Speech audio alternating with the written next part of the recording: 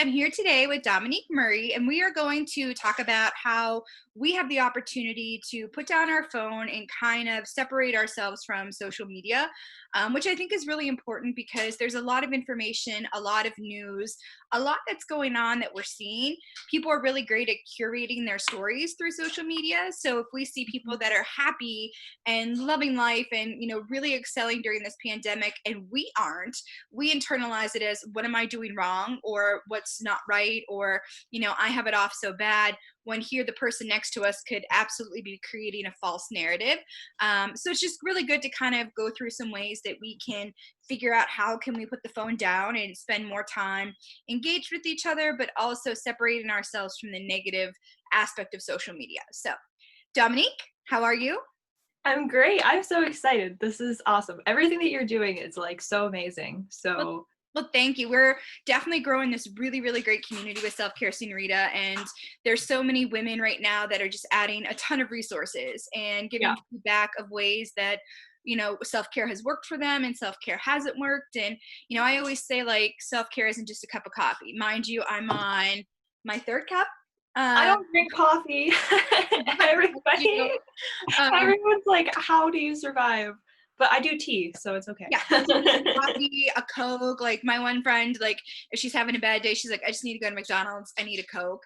And so we all kind of have our thing that kind of gets us kind of through the day. But I want people to find things that help them not get through the day, but get through the week, the month, the year through that Yeah. self-care and understanding what they need as self-care. Some people it's working out, some people it's quiet, some people it's interaction, and being able to do your own diagnosis or diagnostic test of what you need, and what makes you go, I think is really important. So that leads Definitely. me to you. Tell us a little bit about what you do, your website. You have this really amazing website, brand new, created, updated. Also, Instagram and Facebook and things like that. And you're teaching classes. Yeah, so I do a little bit of everything basically. So first and foremost, I'm a photographer, so you can see all of my photography stuff at dominiquemurrayphotography.com. I've used her Um, for family photos and kids' birthday photos. And I'm really just impressed that you were able to capture kids like running around like crazy and they're clear photos. His birthday party pictures are my screensaver on my computer. And so when I was out teaching or doing workshops, people would see them. They're like, oh my gosh, these are so cute. And I'm like, I have this great photographer. Like, let me tell you about her. And so Braxton comes over and he goes, me, mommy. And so, thank you for those photos and our family photos. Even though he was cranky that day, it was cold. We didn't do what we wanted to. it was But, okay. yeah, we got some really great shots, and Yeah, can't wait till we can actually like see each other in person because we want to I get more know.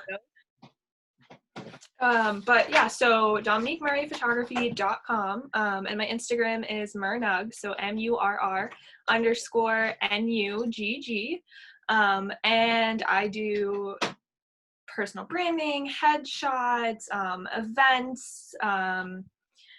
Yeah, I love taking pictures. So really there's like no limit there.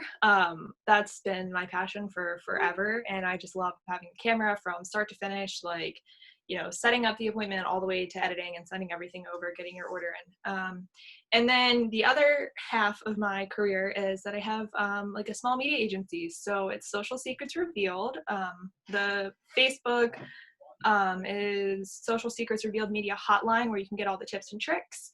And then there is a business page, and then it's socialsecretsrevealed.com, where you can get my workbook or sign up for classes. I can do one-on-ones, and I help people do pretty much everything in the media world.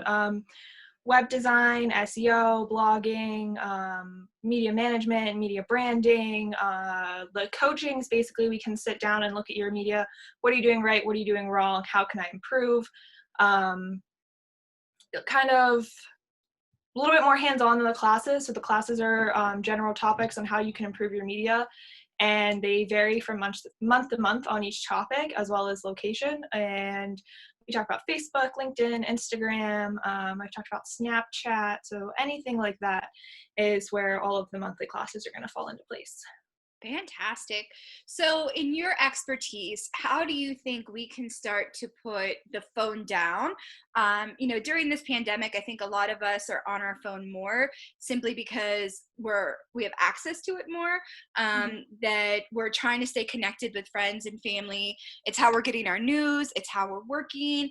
I don't watch TV throughout the day.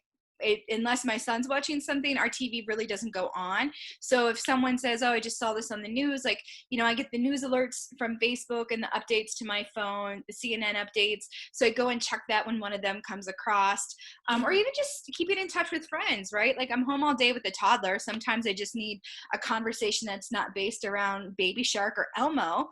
And so you're like, hey guys, talk to me about something smart. So the one week it had said, I don't know, I averaged like 9 hours a day on my phone. And I Yeah. was so hard on myself. I'm like, that was 9 hours wasted. Like, I wasted 9 hours of a day on my phone. And then I thought, well, my son was watching YouTube on my phone. So let's take, an hour out of that. Mhm. How many times, like, I would go in and check something and I put my phone down and it was probably clocking time that my screen was on, but I actually wasn't on it. But then also answering all of my emails for work. A lot of what I do is research. So pulling articles and reading when I have chances or things like that. Self care senorita, checking in with our followers, maintaining our social media, things like that. And then I have my own consulting practice. So, just checking in with clients and checking on things that they send. So I'm not dedicating an hour at my computer necessarily to work. Maybe that hour was on my phone. So I was Mhm. like, okay, I'm still on my phone more than I would like, because it feels warm in my hand, but Yep. I'm doing a lot of other things. So how do I separate right now during this pandemic, using my phone for work, using my phone for fun, but then also trolling social media way too much? Right, yeah. So one thing that you said that's really important is that if you leave your phone down and it's unlocked, even if you're using the GPS or if you have music playing, it's going to track that towards your hours. So as much as those hours are accurate in the sense of how long your phone has been on, it doesn't necessarily mean that's how long you've been on your phone. So I think that's really important to differentiate because I actually had that happen one time too. I took like a 2 hour drive, hour there, hour back. And at the end of the day, I like checked my phone and I was on my phone for like, same thing, like 8 hours today. And then I was like, okay, backtrack. I had the GPS running for 2 hours. I was searching locations and gas stations in between. So that was probably 20 minutes, things like that we have to account for. One major thing for me to not dedicate as much time on my phone is that I try to do as much work on my laptop as possible with my phone next to me on Do Not Disturb. I personally have these, so now I don't understand that some jobs, like my mom couldn't have her phone on Do Not Disturb because of her position. But if you have that option, keep your phone like next to you so that you can check it, maybe look at your clock every half an hour, but that you're not sending emails and then the Facebook notification pops up and then going back and forth. So try to do everything on your laptop. The next thing that I do is that if I have a major, like huge, big project, let's say it has to be finished by 5 o'clock today, I set like the people who need to notify me, you can mute your friends that just text bomb you and mute your Facebook notifications. I actually put my phone at the other end of the room and I sit down on my laptop and I work. Now, if my phone goes off for a phone call or something, I obviously know I have to get up and go and answer. But it helps take away that, like, the kind of pointless scrolling where, oh, well, the computer's loading, so I'm just going to pick this up and go through Instagram. Um, there are inside your phone settings, if you have an iPhone, I'm not sure if this is true for all phones, you can limit yourself.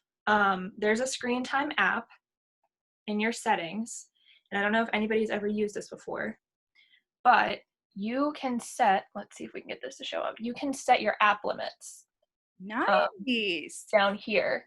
So you can actually go in here, add a limit, and we can do social networking.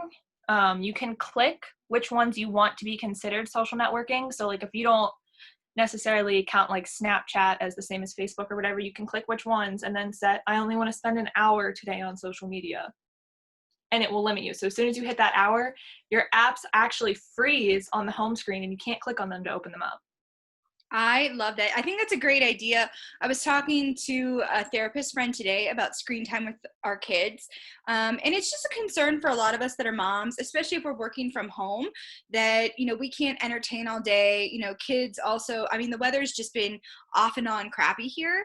And so, like, my toddler, just, I can't send him outside to play by himself because I'm working. So it's a little different for me. So I try to be mindful of screen time, but there's sometimes where it's just like I have to give him the iPad because I need to finish this particular project. So I'm always kind of worried about screen time, but I love the fact that I can set YouTube as the social media, decide how much time he can get for the day because I'm not on YouTube, and then it doesn't work. And so, like, he's smart enough that, like, when he hits the button and it wouldn't work, like, he'd get angry and he'd be like, I'm done, I'm over with this. Same with his iPad. The iPad I only partially charge, so that way when it runs out of battery, I'm like, oh, it's done for the day. Like, Oh, it, yeah. it went to sleep. And Yep. so, and then at night I charge it up, and then throughout the day, as it plays or whatever else, it starts to lose its battery and whatnot. And I found like those two things have really kind of helped us with the decreasing screen time, because screen time isn't just for us, it's our kids. How many of us are like, I'm sure people are like downloading like games now like crazy just for like the mindlessness that we need. Yep. I know that certain apps have definitely increased in their download rate. So, like, fitness apps, yoga apps, mindful apps, meditation, because we all are in kind of a state of panic, whether we think so or not. I mean, this is Hey. unprecedented time. And so, how do you negate in your head? Do you write down and kind of set a standard of like, I'm going to give myself an hour of Instagram. I'm going to give myself an hour of my mindful app. Like, is creating a plan or a schedule worth it? So mine is kind of like more of a mental note. So TikTok, I'm always on TikTok. There's actually, you can do a reminder within the app after you're scrolling for so long, it will send you a notification. Um, Another thing that I personally use is the bedtime mode in your phone, because you get a notification a half an hour before you're supposed to go to sleep. So I like try when I get that notification not to go on social media unless like I absolutely need to. I do that too, and then I put the phone into dark mode. Yep. So Yep. that And way then I the backlight is dim, so it's just harder for me to see. So, like, I mean, I can always make it brighter, but then it's just like it's a reminder of me, like, your phone's on dark mode because you're supposed to be in the dark. Right. And also, I mean, to another thing is one of the most frequent times that we're sitting here scrolling on our phones is when you're waking up in the morning, you roll over and you grab your phone, or right before you go to bed. So knowing, say like, oh, I'm giving myself an hour on Instagram, which is a great plan. And yeah, maybe you should see like what apps do you use the most? How can you limit yourself? And then maybe consider using the screen time app within your settings. But when you lay down in bed, it's, let's say 10:30 at night, and you're not in bed until 11:30 because you're just sitting there scrolling. I mean, there's your hour for the day. Yeah. Even if it's not just on Instagram, there's your hour. So I think it's very important to have a plan. Yes, definitely. And whether that's written or mental, or, even if you just do a little notes in your phone, I'm going to try to limit myself to 30 minutes on Facebook, 30 minutes on this, 30 minutes on that. And then at the end of the day, put your phone on the opposite side of your bed, like opposite side of your room entirely. If your bed is on the right hand wall, your phone needs to be on the left hand wall, because it Started forces doing you. that, and it was a big deal because that's what I would do. Yeah.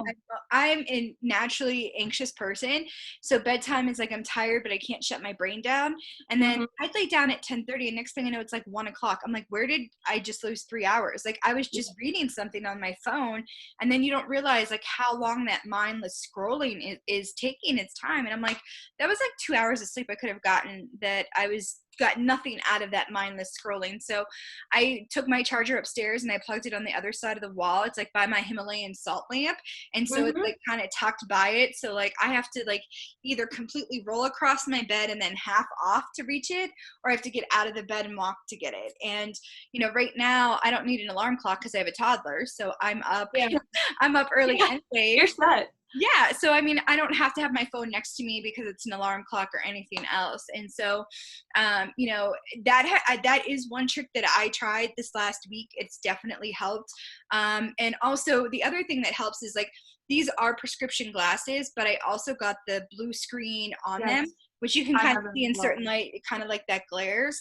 I've noticed a dramatic difference in my eye fatigue, my headache, and also my energy because I'm removing a lot of that blue light. So, like reading my phone, my laptop, Uh, I'm an avid reader. So, I wasn't even thinking, like, even if I put my Kindle on the dark mode, I was still getting some of that light. And so, I'd lay in bed and read for an hour, not even realizing it that I was getting all of that light for an hour itself. right. So I See, try to limit my, if I use my Kindle or my iPad to read, I definitely try to limit it before bed. And I mm, always put it on like the dark mode so it's not that bright light in my face. But I added an additional lamp into my bedroom that's like a softer light. And I like really have to concentrate to read because it's not as bright. So I get a little bit more mm, fatigued and tired. So that in itself has helped is like, I'm going to go back to old fashioned reading and read a book and put them right. on. But it just the last few days it's really helped with like my sleep pattern. I think that too in the morning, another thing is that if your phone's on the other end of the room, you actually have to get up and out of bed and walk to your phone. Like that's Yeah. your first step. I also have blue light glasses. I swear by the brand MVMT. Um, I love them. I don't know where you got yours from, but I'm like obsessed with mine. I basically was on my computer all the time, and we're not even talking about screen time, social time, like literally just doing work. Hmm. Between I'd go out and shoot, and then I'd have to come back and edit, and then when I finished editing, I'd have to have a team meeting, and then when I finished the team meeting, I was going in and planning social media stuff, then from there I was going in and designing stuff. So, and then by the time I finished all of this, I was like, okay, I'm gonna pick up my phone and I'm gonna scroll through Facebook, and it was like endless. Especially college, I was just always right in front, and that was like Well, what, like it a also all hours, right? You're working on a final yeah, at 3 o'clock in the morning. yeah, You're getting that screen time, and part of putting your phone down is also not just the detox of the social media, but like that blue light and everything else that could potentially affect kind of your issue. So a few years ago, a friend of mine had mentioned about the blue lights. And I was like, I don't know what this is. And he had like blue light glasses or whatever else. And he was like really into it. And he was like, starting at 8 o'clock, like I put them on and I walk around my house with them. And they were the old school ones that were like this big, like mm-hmm. they were not cute like they are now. And he said, you don't understand how much light we take in and this and interacting our sleep patterns. He was also like really into bodybuilding and fitness and holistic health. Yeah, So that was like part of his system, his process. And so having worked on the computer and worked in the film industry, you're sitting at a computer, you're doing notes and reading and looking at pictures and blowing them up and putting them down. I would end up with the worst migraines. And I already suffer from migraines, but it was getting to the point where it was like all tension, like right here, here, and then yeah, like mine's right in the here. back of my neck. Yeah. Well, also because you're holding your neck and you're looking. Yep, yep. So when I got my new glasses, one of the things that I said is like, please put the blue shield into the frames. And they're like, we actually almost recommend it to everyone because everyone is using the screen time now, that it's one of the ways that we could potentially, so sorry, did not mute my phone. You're fine. It's one of the things that like people aren't realizing, like a little bit of that shield for your glasses goes such a long way helping you throughout the day. And they're Yeah. even developing like reader glasses for kids with it. So as they're using their iPads or whatever else, they have the blue shield to help them mask and remove some of that blue light too. I and like I swear by those things. I've had mine for probably a year and a half, and I actually wear them as often as possible. Just because it makes such a difference. You, regardless of what you're doing, there is like so much time just spent in front of a screen, whether it's a TV, whether it's your laptop, your tablet, your phone, and we don't even realize at this point how much we are doing it until we get that notification of, oh, your weekly screen time was about 7 hours a day, and then you're like, oh, huh, thanks. But so it's your body and it's your health. You need to take care of your eyes. You need to take care of your body. It's an overall mood improver. It's less fatigue, like you were talking about. I mean, my headaches, I was getting them so frequently just from staring in front of a screen. And then, of course, you turn to Tylenol or whatever, and then it's just an endless cycle. So to be able to have this and to go from getting 3-4 headaches a week from being in front of a screen to once a month, once, maybe once every other week at most. And that could be tension or a ton of other things. Yeah. So it's just life changing. If you're watching this and you don't have them and you're on your screen all the time, literally. You can get like a cheap pair off of Amazon that does the trick for like 14 or 15 bucks. Yeah. Better pairs can run up to like 80 or $90. You can get the Blue Shield put into your own prescription glasses as well. Such a great deal. I do want to switch us because we have a few more minutes. One of the topics that I think is really important for us to cover for people are, how do we not compare ourselves to others through social media? So through this pandemic, we see that a lot of people are either thriving or they're having a really hard time. And one of the things from being in the entertainment industry is like, you can curate your social media very well.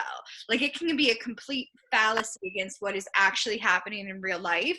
Mm-hmm. You know how people say like, do it for the gram? Like that's real.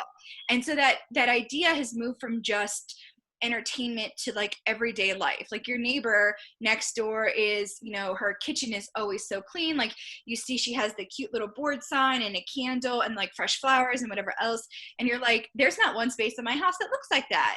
And then you realize that's the only space in her house that looks like it. That's the only angle that it looks like that. Or, you see someone that has hair and makeup and nails and they're dressed and they look fantastic during this, and you're like, how? And then you realize that they spent 5 hours getting ready because they needed to, or they spent that much time for that one photo. So I guess, like, what's our advice to being able to process what we see on social media and know that like things can be curated, but then also, how do we not compare ourselves? So I mean, like, there's days where like I feel like I'm really kicking ass, like I got this and this done, like the baby's fed, we went outside, I'm not getting the exercise in every day that I want, I'm maybe not getting the eating done like I should, like eating healthy. Am I checking in on friends? Like, there's just a lot of things I feel like I have to do every day. It's not happening. And then I see that someone's like, oh, that hour and a half, like cardio sculpt was fantastic. Like, you should try this. And I'm like, girl, where are you getting an hour and a half from? Yeah. So what are your suggestions? Like through your practice and like your knowledge, like how do we maintain that? So I struggled with social media in comparison for not necessarily to like an extreme extent, but I would go from researching all of this stuff for clients to scrolling on my own time. And I was like, at the end of the day, was basically exhausted by social media, just taking in all this information and holy crap, I want to get to this point, or oh, I already passed this point. And the first thing that came to mind when you said all of this is like, when do you see negative things on social media? Mm-mm. You don't.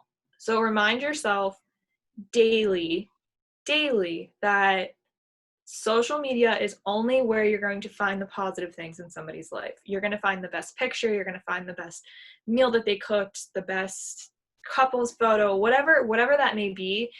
You are always going to find the positive things. Now, the first time I ever started to see negative things was actually during this pandemic. I think people are starting to be more realistic because we're all in the same situation, no matter where you're at, where your income level is, where your education status is, anything like that. This is the first time that I've actually seen people being raw and real in their media with, my business is closing, my income is shutting down, I don't know what to do, help. Yeah. And I think it was the great equalizer, right? The entrepreneur who is making, $1 million profit a year is in the same exact boat as someone who's working at Burger King, right?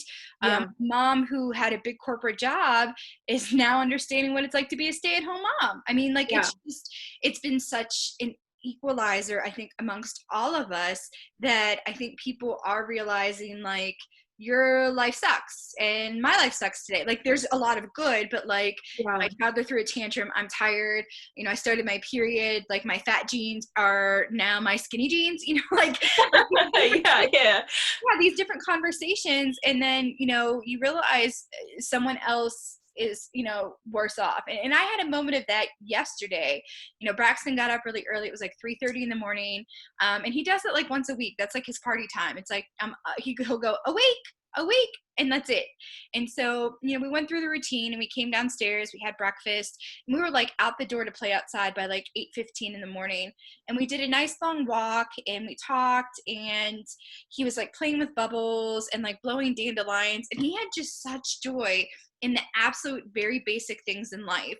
And I just Mhm. kind of like stopped for a minute and cried and was like, I'm cranky because my baby, who's healthy, who can talk, walk, and move, woke Yep. me up because he wanted to see me. And I'm mad because I was able to eat, have a house with a roof over my head, and I'm able to walk with him in a safe neighborhood. And I'm cranky. And so it put into perspective for me of like, yes, it was a hard situation for a moment, but I had to reframe my sense of Right. understanding. And I think for a lot of us, we just have to do that. And so, I posted the picture of him blowing bubbles on social media, and someone's like, that was such a beautiful photo. And I was like, girl, I took 67 photos. Like I just Yep. snapped. Like that was one out of like 67 Right. that came Yeah. out well. I said, because, he's always moving, to capture a good one of him is really hard. And, she was just like, my daughter never wants to take pictures and it's really hard. I'm like, give her the camera. Like kids love to see themselves on the camera. Always. Yep. Yeah. Yeah, I had a moment of that. Things started to, photography got put on pause, and that's obviously a huge part of my life. And I got to catch up with my roommate from when I worked at Walt Disney World, and she's from Italy. So this was a couple weeks ago, smack dab, full force. She was studying abroad, couldn't even be with her parents. They're obviously in like lockdown in Italy. Everything was insane. So talking to her for the 5 minutes that I did through Facebook Messenger was like, wow. Like I can still go to the grocery store with my parents if I needed something. Like I can still walk down the street or whatever else. Like they are in a total shutdown. So that was like very interesting and eye-opening too. So then I began to appreciate like, okay, well, like you're saying, I'm able to go outside and walk, and I'm able to sit here on my laptop and still talk to you and talk to clients. Like I have all of these great things. I have great people that I work with. I have amazing clients. I have phenomenal friends. I have a great family. Like it's okay. Like it might suck, and my suck might not be like any better or worse than the next person, but it's gonna be okay. So I definitely think it's gonna take a while to get back to normal. Looping back to the social media thing, definitely remember that you're gonna see the positive first before you ever see any negative. Limit yourself and just take a deep breath. Take it one day at a time. Like take it an hour at a time. Start your day by making your bed, and know that you can accomplish anything if you can make your bed first thing in the morning. That is true. The days that I do that, I do feel like a badass. The days that I am dressed and he's dressed before we walk down the stairs, I feel like, wow, I've conquered it. And like today I have jeans Yep. on.